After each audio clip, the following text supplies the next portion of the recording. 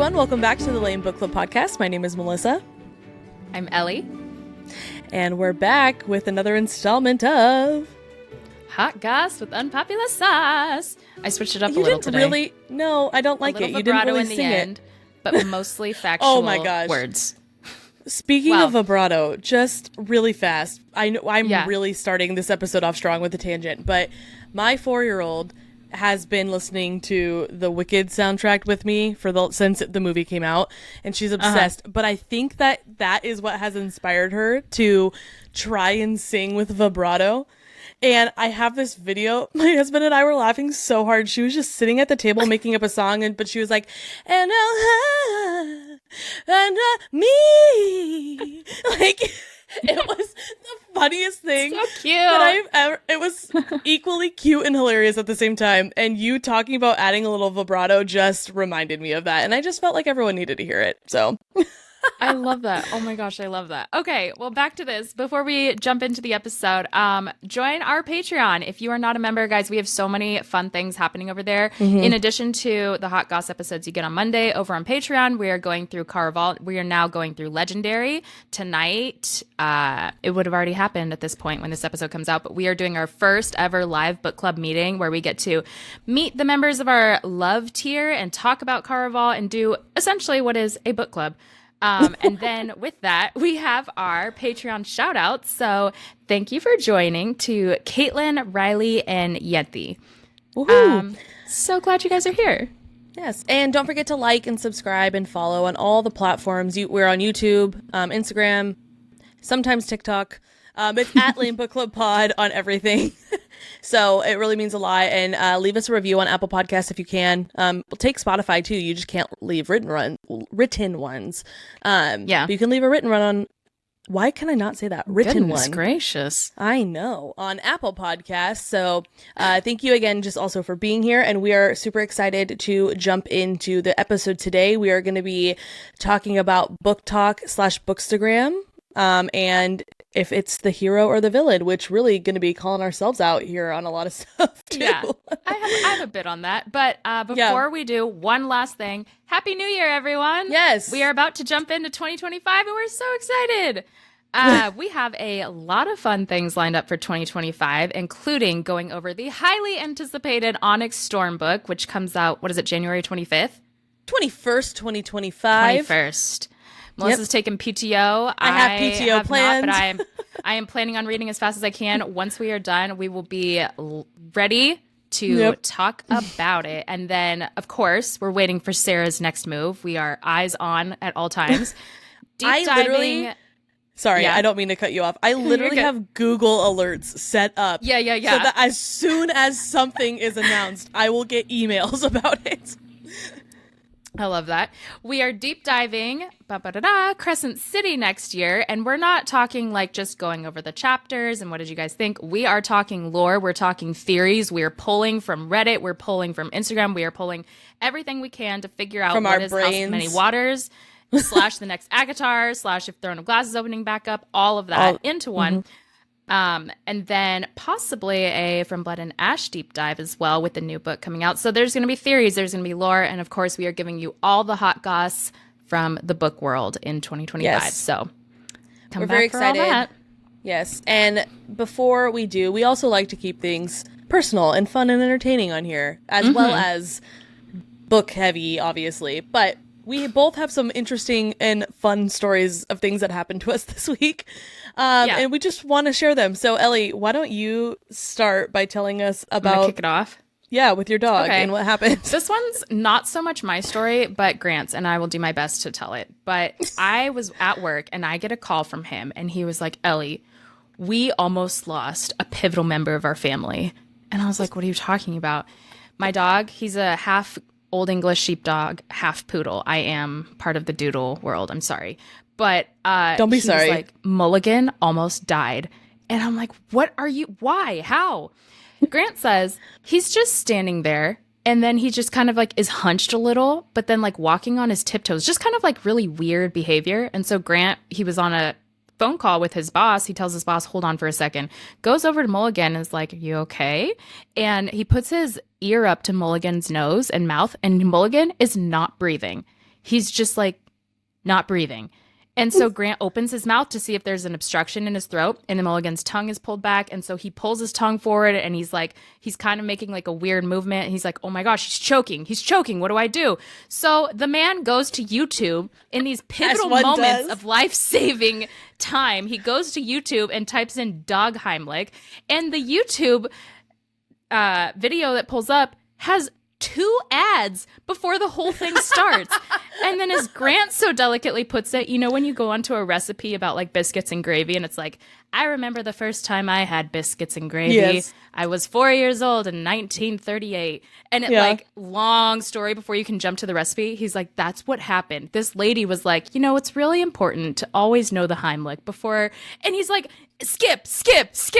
Finally gets to the middle of the video, performs the Heimlich on Mulligan, saves his life. And guys, to this day, my dog is alive and well. That is crazy. I will say, not to like, not a diss on the YouTube lady. Her whole thing is you should know what to do before the middle. No, I agree. And if anything, pull away from this episode of Hot Goss with Unpopular Sauce. Yeah. Go watch a dog Heimlich video prior to it ever happening. Be prepared. Be prepared. Then again, back to Grant and his, like, a point for him. I have multiple dogs, and I don't know what the dog Heimlich is either. It's not something that I've ever thought to look up. So yeah, I have YouTubed it now since hearing this story. Yeah, you've just got to be safe. Be prepared. Stay vigilant, guys. Stay vigilant. Anyways, tell me your Kindle story. Yeah, so I also have, I guess yours isn't sad because it has a happy ending. Mine, unfortunately, does not. I also, too, lost a pivotal member of my family this week, and it was my Kindle. And the worst part about it is it really was my fault 100%. I was helping my husband put our kids in the car, and he was buckling one of them in, I was buckling in the other, and I realized what time it was, and I was late. I had to run back in, and I don't know why I had my Kindle in my hand, because I really didn't need it, but I put it on top of the car when I was buckling my daughter in. Mm-hmm. And because I was feeling flustered and I was feeling rushed, I was pouring some water. She wanted immediately, if anyone has toddlers, you know, like they can't wait 3 seconds for anything. And she was like, I need water. And we didn't have any. So I'm like pouring water out of my water bottle into hers, and I'm like running late. So I'm like, I have to go. And I just was trying to twist my water bottle cap back on, and I grabbed my phone and I just start running, and I forgot that my Kindle was on the roof of my car, and I get a text about 14 minutes later, and my husband was like, did you leave anything on the top of the car? He goes, I have all of my stuff, but something just flew off the roof on the highway. And I knew exactly what it was. I was like, no, not Kindy. Oh. No. And I had just gotten a new case for it too, which is another womp womp. But yeah, that is the Interstate 60. My Kindle is in. He goes, it's shattered. I saw multiple pieces. I was like, oh no. No. Yeah, so smithereens. A moment of silence, what a bummer. I think, for my Kindle, please. Thank you. And that's enough. I appreciated that. So I know. The title of today's episode, like Melissa said, is BookTok/Bookstagram. Is it the hero or the villain? Short answer, yes. And have a great week. I'm just kidding. I think there are a lot of facets and perspectives that play into this answer. And when we really boil it down, the answer is, of course, always going to be opinionated. So there's really no hard yes, hard no, right? Yeah. But let's get into all of it so that we and you can form your own opinions, and then let us know afterwards how horrible you think we are because of our opinions, I guess. I'm just kidding. Yeah. But also, it is not lost on us that we are a contributing factor to Bookstagram. So, okay, we have eyes. We get it. And we like it. I love being a part of Bookstagram. That's so fun. But we also just want to talk about it and be real. And that's it. Yeah.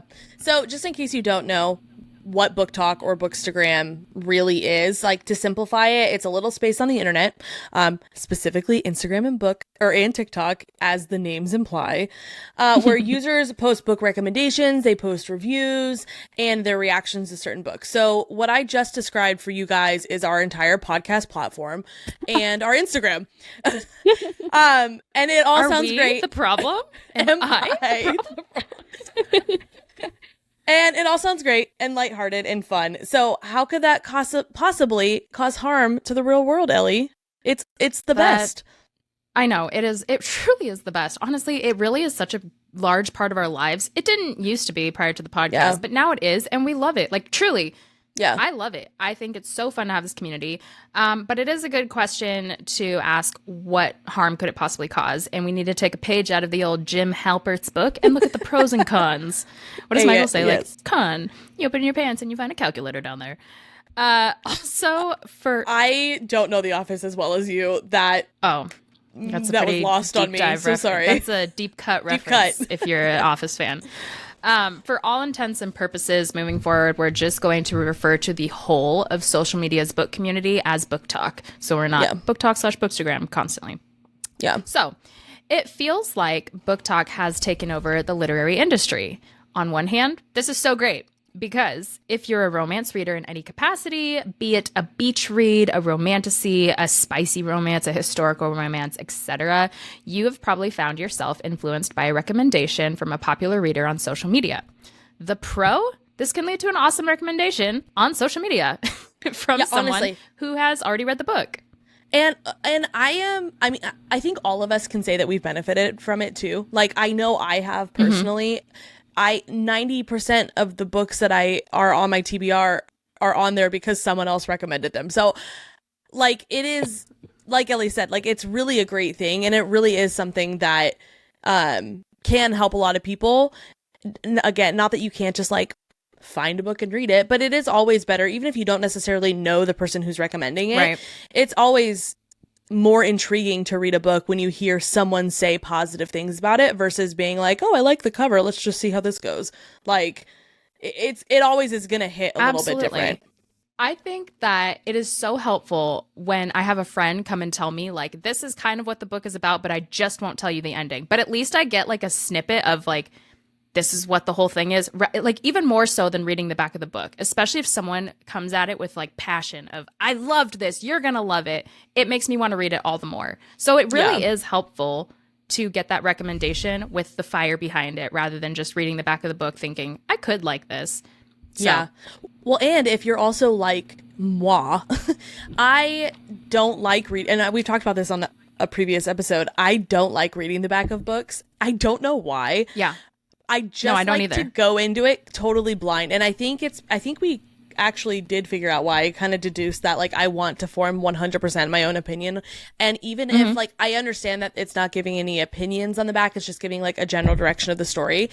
But I like to be, like, so surprised with what's happening. And so even if there's a general synopsis in my mind, it feels like I'm kind of telling myself where the story's going to go, which means I'm telling myself if I'm going to like it or not. And there's been books where I read the cover and I would have assumed that I didn't like it, but I read the cover after I actually read the book and I loved the book. So I'm glad I didn't read the cover, because if I had read the cover beforehand, I probably wouldn't have even read the book. And so I don't know. I'd like to just go in totally blind, but it does help having someone. Yeah. Because I do that, it does help having someone be like, oh, well, do you like X, Y, and Z? Great. Like, and honestly, this goes into what I was about to say, because, like, I've seen where people post, if you like exactly what I just said, like, if you like romantasy, or if you like one bed tropes, or if you like forbidden romance, like, then you'll love this book. Or like, quote, convincing you to read this book just based on one line. And that totally helps when I'm needing my next read and someone just listed everything I want to read about. Like, it definitely gives a lot of direction. And honestly, this community has pushed others to read more, and that's always a great thing. And not Ellie. Ellie's always been a pretty consistent reader, but I am a part of that group. I really thought I didn't like reading my whole life, and come to find out, I just was reading the wrong books. Apparently, the books that they have you read in high school are not like every book that's ever been written. And I just assumed Ain't all that books, a shame? all books were where the red fern grows, which actually, now that I like reading, I do think if I were to go back, I probably would enjoy it. But because I didn't like reading, and we started with To Kill a Mockingbird, that wasn't like the best intro into how fun books can be. Yeah. Yes. So, agree. Hard agree. So I just assumed I never liked reading, but this community, and let's be real, let's give credit where credit is due. ACOTAR has helped a lot of people get back into reading. Yeah. But and so that's great. And according to NPD Bookscan, book sales saw a major surge in 2020 with a 10% increase in overall book sales, a trend that's continued into 2021. And so I know I just gave you a real statistic. So as of 2020, book sales increased 10%. From 2020 to now, we're at the end and or beginning of 2024, 2025, however you want to look at it.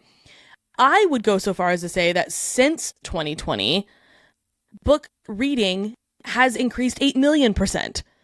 And that is and that's a fact. And that comes from take that to the bank. And that is according to the brain of Melissa. I really think that and this community is a huge part of that. So it really has a lot of benefits. Reading is a really great hobby. It's a really great thing to do. It's in your free time and a way to express creativity. And truly, before reading, I became a reader, I would never have even said that. I did not understand the relationship between creativity and reading because they felt like polar opposites. But now I totally see how interwoven they are and how they're connected. And it's a really great outlet for a lot of people. So it's a great thing. And all that to say, this community is great. And that was attributed to a lot of factors like COVID. People aren't able to go out. And really that you can't go anywhere. Might as well pick up a book. The growth of ebooks and audiobooks. And if you're like a lot of people, for me, it was also having children. I really, I'm just sitting here half the time holding my baby, might as well read something. So it was a way to keep myself entertained and all of that. But a lot of it was also the influence of social media. Yeah. In your opinion, did this lead to what books did you find on social media that you wouldn't have picked up otherwise? If I'm being so honest, probably every book I've ever read. ACOTAR. Actually, no, you told me to read ACOTAR. That was not the internet. So that was you. But that's what got me back. I actually didn't get that from social media because I was not on the Bookstagram side of things at the time. But boy, oh boy, I started Throne of Glass because of social media. Because I was like, well, I guess this is her one good series, the end. And everyone was like, no, you know nothing. And I was, they were right. You know nothing, Jon Snow. No, but so you told me to read ACOTAR, and just like Ellie said, I was not in the book space before that. But then once I started reading it and started talking about it, the algorithm started algorithming, and then it started pushing everything changed within me. Oh, we are not on the same. I just saw Wicked last night for the second time, and it's so good. Anyways, it is. So then it started pushing things to me, and the From Blood and Ash series was 100% a result of BookTok. I just read Quicksilver. That was absolutely a result of everyone talking about it. Throne of Glass, yes and no. I think a lot of people talked about it online, but I think just because of how much I loved ACOTAR, I was like, I trust Sarah with my life, so I'm just going to read this series. Same with Crescent City. Was Divine Rivals part of that? Yeah, Divine Rivals was part of that. That absolutely. Was a really good one. I liked that one a lot. But so that's the cool thing is these books are getting pushed, and I enjoyed that one a lot. So then I start looking at authors. I'm like, oh well, I really enjoyed the way this book was written. What other books has this author written?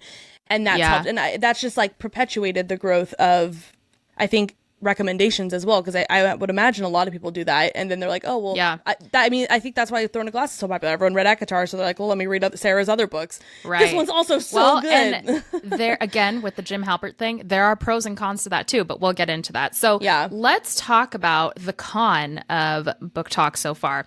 It's kind of two-sided, so I'm going to take it in chunks: the reader side and the industry side. Yeah. So let's start with the reader side. Me personally, my personal con, I think, and I know we've just praised it, and we're part of it, and that's great, but I think I've honestly read more books that I didn't like from BookTok recommendations than finding ones that I actually loved. and that might be a hot take, but this is hot goss, so it is what it is. Now, obviously, that's a personal problem, and I fully recognize that. I'm not a huge romance reader, as anyone who spent any time with us already knows, and the vast majority of recs are going to be romances because that is what most people want. Yeah. So I'm absolutely setting myself up for failure, which is fine. I am most people. Yeah. But I kind of think that's a little bit part of the problem. We're not getting a variety of different books recommended to us. Each one is based on what the audience ate up last, which makes sense. And because that's a safe move as a content creator to generate the same reaction from your audience over and over, which is a smart move. That's what happens. But when all of the recommendations are nearly the same, to put it bluntly, it just becomes a reread of the same book with different character definitions. Yeah. Yeah. I mean, I see where you're coming from. I think it is only a con if you are like yourself too, where that's not your bread and butter. However, even if it is, like, again, I am the majority of people that want romance and want to have that recommended. Right. Even with that being like what your preference is, if that's all you're getting, if there's not a ton of variety, then it does kind of all start to feel like the same book over and over again a little bit. Right. Yeah. Not completely. Obviously there's always going to be some differences and stuff, but there are a lot of elements to that. So, is the ability to have a differing opinion about books on social media also causing a rift? Reddit user strawberry cow _ puts it perfectly when they say, I can't read that like with a straight face. That's a hilarious name. I love it. No, I appreciate it, but it's not like, well, Amy says, like, if I just were to casually, like, strawberry cow _ Strawberry cow. But they say, I noticed an extreme lack of critical thinking skills and ability to critique a book based on normal metrics, writing, character depth, plot, length, etc. And this would be fine if the community was centered more on just recommending books, but it's heavily review and commentary based. But instead of being able to discuss, counterpoint, and analyze, you're hit with the mentality of, like it because I did, I don't get why you say negative things just because you weren't into it. And wow, did strawberry cow _ nail that on the head. Quite literally. Like that does seem to be the problem lately. Yeah. Like you mentioned earlier, Ellie, books are subjective. They're not, some people love them, some people hate them. Do I take it personally when some people don't like one of my favorite books? A little. But yes. I have admitted to being a part of the problem. No, I'm yeah. just kidding. And honestly, on our platform, we've said it before and we'll say it again. We welcome the differing opinions because that's what makes a community. If we all had the same thought, we would be robots, and nobody loves a robot. Well, I don't know. Have you seen Wild Robot? I love that robot. But I've heard it's good. So cute. It's so good. It's beautiful. The storyline and the artwork. It's one of the prettiest movies I've ever seen. Incredible. Oh. Highly recommend. Well, I looked at Holland saw it with my mom actually in the movie theater, and she keeps asking when she can watch it. And so if anyone else is wondering, just like my 4-year-old, it comes out on streaming in January. So there you go. Stay tuned. Subtle plug.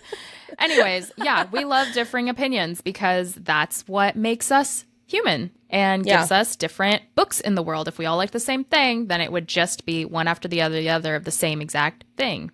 Yeah. And if everybody's super, no one is. No.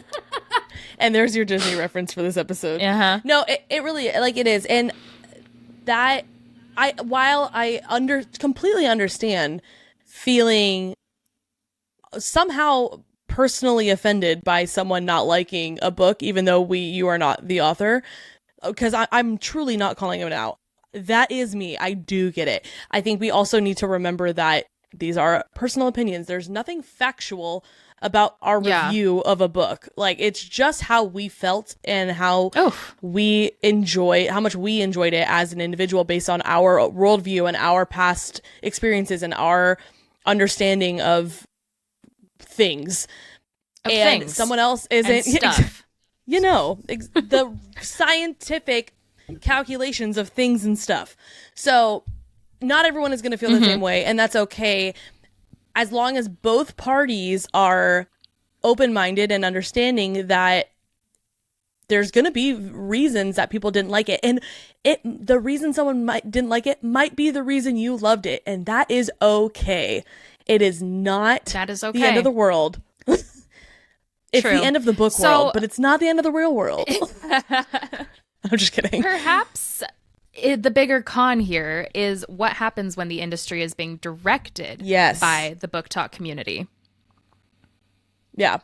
And that is really, it's not a stretch. If you walk into any bookstore today, unless you're hitting up some kind of like secondhand bookstore or indie shop, which honestly, even those ones sometimes, it's a guarantee that one of the first little sections, and I'm calling out Barnes & Noble specifically because I think that's what everyone's going to be thinking. We're looking at you. Yeah. One of the first little tables that you walk into with recommendations is like BookTok favorites or something about BookTok. But it is literally directing the sales of books to the very front of the store. Like, with an array of top selling books, and you'll see Fourth Wing on there because of the Onyx Storm coming out. You're going to see Sarah has her own table at most Barnes and Nobles. You're gonna see Powerless, Lightlark with all these new releases and upcoming releases, and they are fun books. We love them.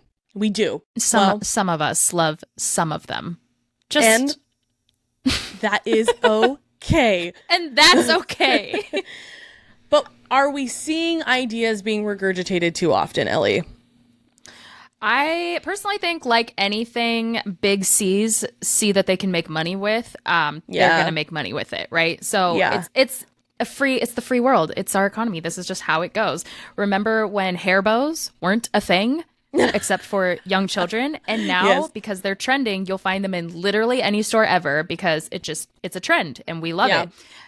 It's going to be the same with books. People like the dark-haired, morally gray character, and that's trending now. So find me a book without one. Honestly, it's in all of them. Enemies to lovers tropes, one bed tropes, famished FMC who has some survival skills to take on a big bad. Like this is, I'm sorry, but I'm giving you the plot line to basically any new romantasy book that's coming out right now. And don't get us wrong, we love those books to an extent.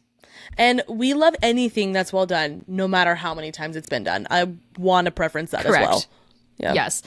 But this is what BookTok loves, and this seems to be the majority of what we're getting, leading to, unfortunately, a lack of originality. Simply put, these tropes, characters, storylines are what's selling, and that's what's getting pushed more.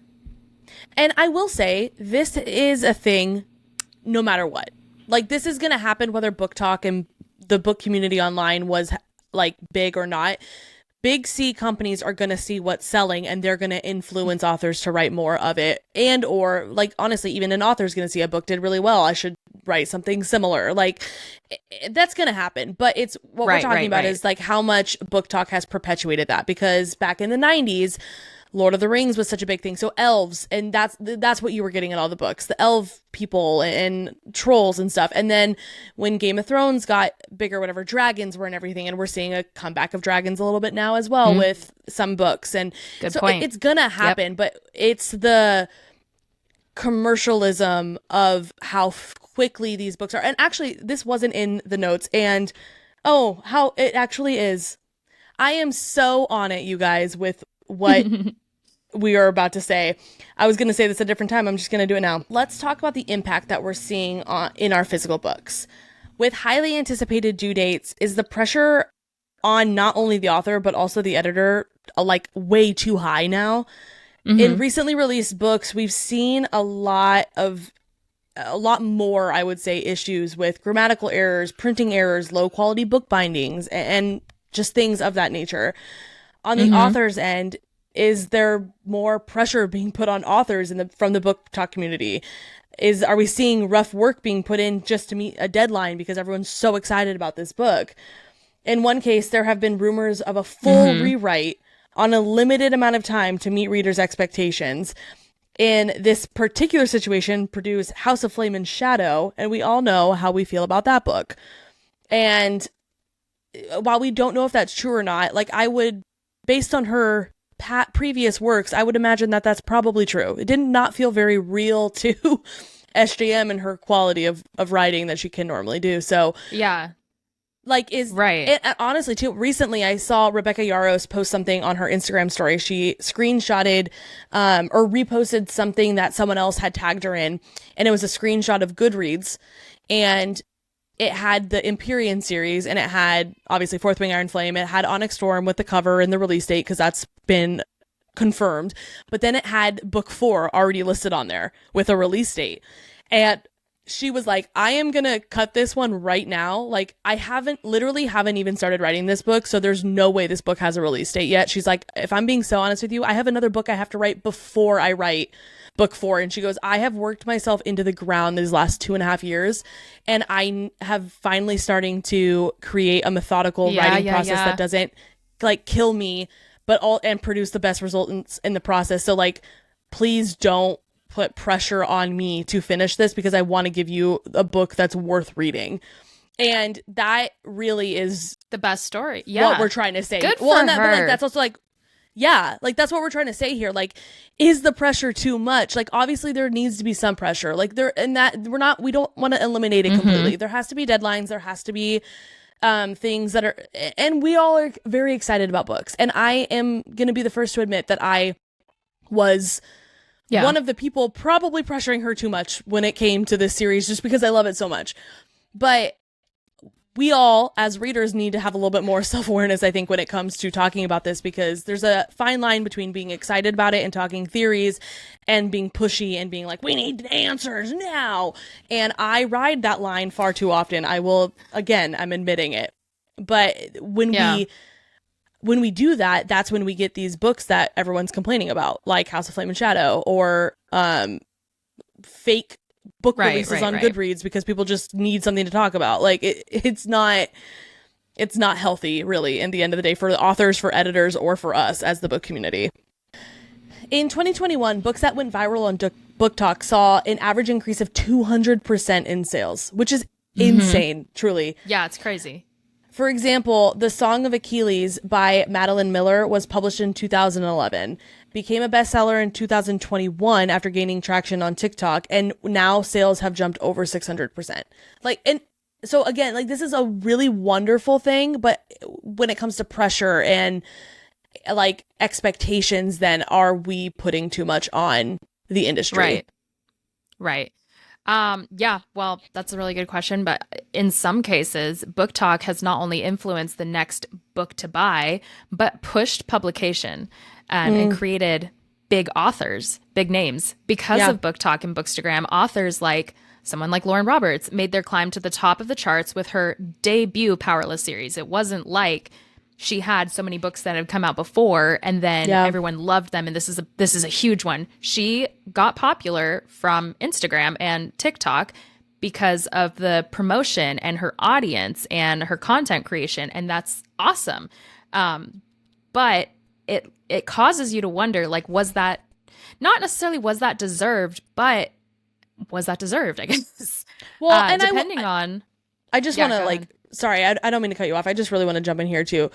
There's only so much, though, like, truly. And I know this is easy for me to say because I liked it, but that's why I feel like I can say this. Like, yes, is it a common occurrence for a debut author's book to take off the way hers did? Absolutely not. Did social media have an impact on that? 1,000,000%. But there's only so much marketing and stuff can do. Like, if people are reading these books and don't like it, they're not going to talk about it. So, like, there also was a story there. There's true, but, But I agree with what you're saying. Like, I don't know if she would have even written this book. Yeah. Like, truly, without Bookstagram and BookTok, like, being the way that it is and influencing the story and everything the way that it did. Well, and depending on how you feel about those books specifically, this could be a pro or con for you, but we are just going to look at the facts. BookTok allows for us to put a face to the name. And I'll tell you right now, little Ellie in high school had no idea. I still don't. Could not pick out of a crowd Stephanie Meyer. Because circa 2011, we're not looking authors up. We're not looking at their name and making them into these like huge, larger than life celebrities. Now, though, authors' faces are all over our feed along with the books that they're promoting, giving them, if it picks up, a celebrity status. And this could be problematic because it leads the audience to support the authors unconditionally as a celebrity rather than judging the books individually. Also, fun fact, I might be wrong on the statistic, but I think it's around here. I think in 2020, did you know Colleen Hoover's books were like 60% of like all fiction books sold? That's wild. I mean, I believe it, but that's crazy. I could be completely wrong on that, but I think that's something I read. And I was like, oh my gosh, talk about like just word of mouth and influencing and promotion. That lady's got it on lock. Well, okay. That was also, though, I mean, social media and everything was, I remember before I started reading, I remember all of my friends posting on their stories like about Verity or It Ends With Us, like the books, Colleen Hoover books they were reading. So I do think that the book community had a big impact on that, but that was before BookTok like became like a thing. I think like that was like the beginning of it, truly. I think I'm making that up. That's my guess, but because I remember a lot of people talking about it on social media, I just never read it because I hadn't gotten into reading just yet.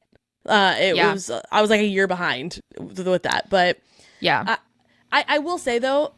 My face when you were talking about how it was giving authors celebrity status and then people just like blindly following them and anything to do, I was kind of sitting there like, because that's me with Sarah until House of Flame and Shadow. And I do think I think the world needed that, honestly, because I do think we needed to look at her as more of a human. Like, quite honestly. That's true. I needed to look at her as more of a human. I don't know.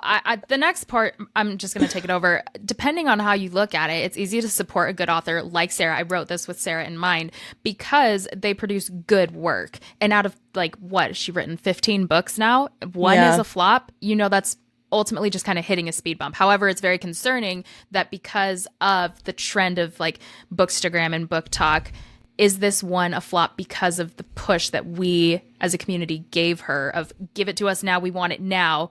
No more wait, deadline now. So it causes you to take a step back and wonder, like, could this have been better if she was given the time, I guess, to write a good book? Or did she feel the pressure of, I need to get this out to the readers now? And we were like, hate it.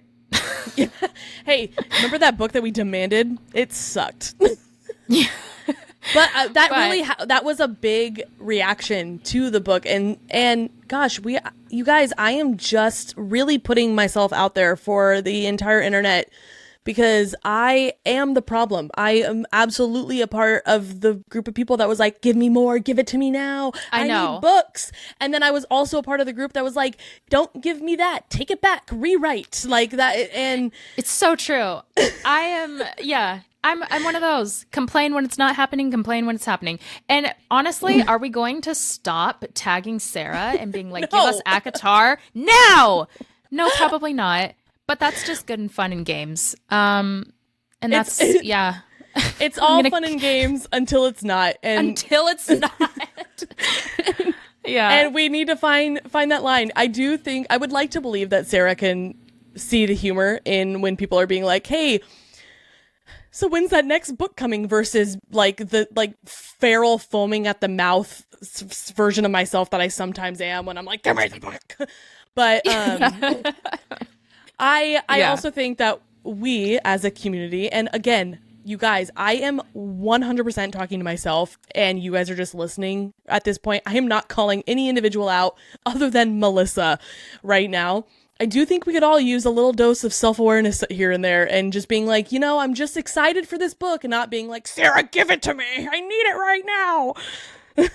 Because I can specifically think of one reel I posted not too long ago where I was like, all of us just chomping at the bit, waiting for Sarah to say anything about book 6. And while I meant that in good fun, I was also so serious. And that is a me problem. Though, I don't think she even goes on social media because I remember an interview from her saying, like, people asked, oh, what do you think about all of the theories that your fans are coming up with? And she's like, I've never read one.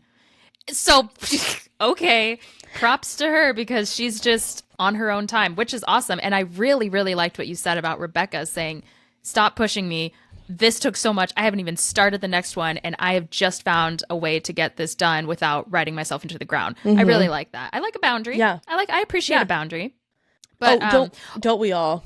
Don't we all? Ultimately, this is a complicated subject, as you could probably tell by this whole episode, because it really just comes down to read what makes you happy. And social media has brought many people not only to read new books, but also to each other. Shout out to all of our lamos. However, it is a topic of concern that the industry will keep focusing more on books that are likely to do well on BookTok, leaving less room for new authors writing less mainstream fiction. And that is the thesis and outro of this whole episode. Yeah. So that is the problem. So how do we fix that? Let us know what you guys think, I guess. Let us know how to fix that in the comments, because ain't that the issue though, Melissa? Because do we even need to fix it? On one hand, there are people benefiting so much from these recommendations and like, oh, you like this book? Oh, I know I'm going to like this book and I want more like this, but sorry, that's not what I meant. What I meant is, how do we fix the industry problem? Like, how do we fix I guess it really is like, we just need to start recommending different books, maybe. I don't know. That might not be the best way, because I don't think it's our issue to fix. I think it's the industry's issue to have a backbone and be like, we're going to release what is substantially good writing versus what's trending. But that's my hot take. This is a cold take, because they're not going to stop pushing Absolutely what sells. They're not. Absolutely they're not. But that is, in my humble one Ellie opinion, I think that's the answer. But all right, so what do here's I the know? real answer then. I'm just an accountant. We all have to stick it to the man, and we have to tell these publishing companies what's up. This is what we want. Nay, this is what we demand. Give us and original. And then they give it to us, and we're like, no, I meant romantasy. I want the morally great character. Give it back. And then they do, and we're like, no. So give me something different. Exactly. Once again, I start and end this episode with, are we the problem? And have a great week. Yeah. No, but thank you for letting us ramble, truly, and thanks for being here. Let us know if you have any ideas in the comments. We have by no means the largest influence in this industry, but we have a little sliver of one, and if you have any ideas of anything that we could be doing to help the carbon footprint of social media v big book industries, like, let us know. Like, I'm just a girl and I have terrible ideas most of the time, so that's a great suggestion. I love that. Thank you. Yeah. And I'd love to do that. I'd love to do anything that we can to help perpetuate new stories and new, I mean, to some extent, new authors have been. You're making me such a proud friend hearing you do this. I love this. Yeah. No, but I mean, really, like, we want good original works of art, and we want to treasure them. And you know what? I could go off on a long tangent. I'm not going to, but I do think that, like, just consumerism in general is part of the problem, and a big part. That's a truth. Because we have no patience anymore. And again, you guys, I'm talking to myself. But we don't want to wait 3 years for the next installment of a book, but it takes a lot to go into it. And so, yes, I changed my mind. I'm answering it. Yes, we are the problem, Ellie. We need to learn. Myself mostly, not just included, myself mostly, need to learn how to wait for quality. And I think that's that on that. Quality over quantity. And truly, have a great week. Bye, guys. See you next time. Bye.